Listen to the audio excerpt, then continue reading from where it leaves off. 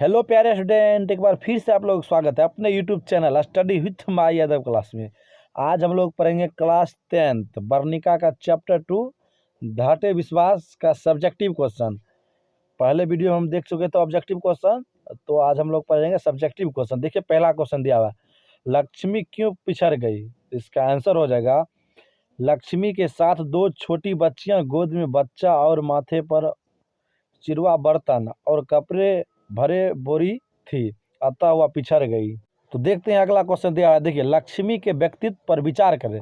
इसका उत्तर हो जाएगा, लक्ष्मी इस कहानी का प्रमुख पात्र है। उसके व्यक्तित्व में कूट कूट कर दृढ़ता और साहस भरा है। गांव में मात्र 1 बीघा उसकी भूखंड है, पर पूर्व अनुभव के आधार पर न उसने घर छोड़ी और न गांव अच्युत को भी समाज रक्षा में लगा दिया। उसके हृदय में मातृत्व की जलधार बहती है। अच्युत के लिए तो उसने विलंब किया ही, मूंछों से जगने पर एक मुर्दे बच्चे को छाती में बींच लेती है। इस प्रकार लक्ष्मी के व्यक्तित्व में नारी सुलभ मातृत्व के साथ साथ दृढ़ता साहस का अच्छा मिश्रण है। तीसरा क्वेश्चन दिया है, देखिए विपत्ति अकेले न आकर संगी साथियों के साथ आती है, कहानी के आधार पर स्पष्ट है।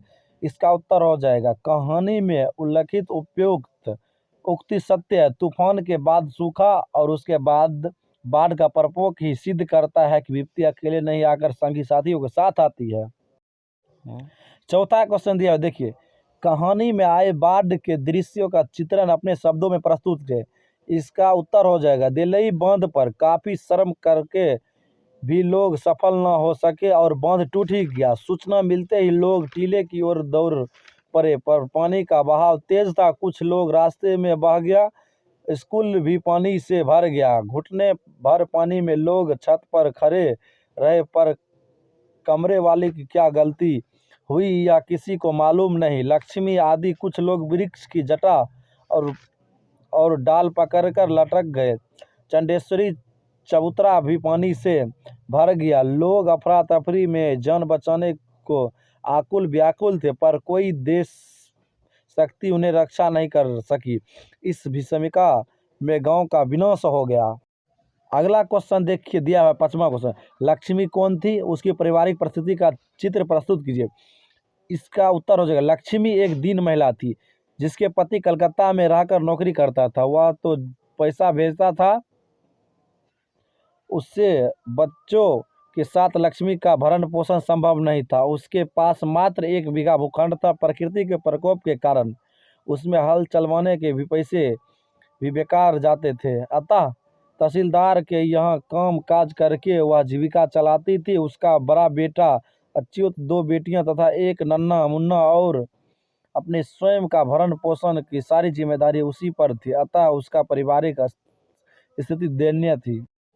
अगला क्वेश्चन देखिए, कहानी के आधार पर प्रमाणित करें कि उड़ीसा का जनजीवन बाढ़ और सूखा से काफी प्रभावित रहा है। इसका उत्तर हो जाएगा, उड़ीसा के जनजीवन का सफल चितेरा सातकौरी होता है ने अपनी इस कहानी में उड़ीसा की बाढ़ और सूखा का प्रत्यक्ष प्रतिबिंब प्रस्तुत किया है। तूफान के बाद सूखा और उसके बाद बाढ़ वहाँ के जनजीवन को अस्त व्यस्त करके हर समय बेसहारा बना दिया है। महानदी का हीराकुंड बांध और अयती द्वारा निर्मित पत्थर का बांध भी उन्हें रक्षा नहीं कर पाते। सूखे में बिचई तक सूख जाते हैं और बाढ़ में असंख्यक धन जन की हानि होती रहती है। अब देखिए 7वां क्वेश्चन और आखिरी क्वेश्चन, क्या ढाते विश्वास कहानी के शीर्षक सार्थक है, विचार करें। इसका उत्तर हो जाएगा, घटित घटना के आधार पर इस सिद्धस्त लेखक ने कहानी का शीर्षक ढाते विश्वास रखा है।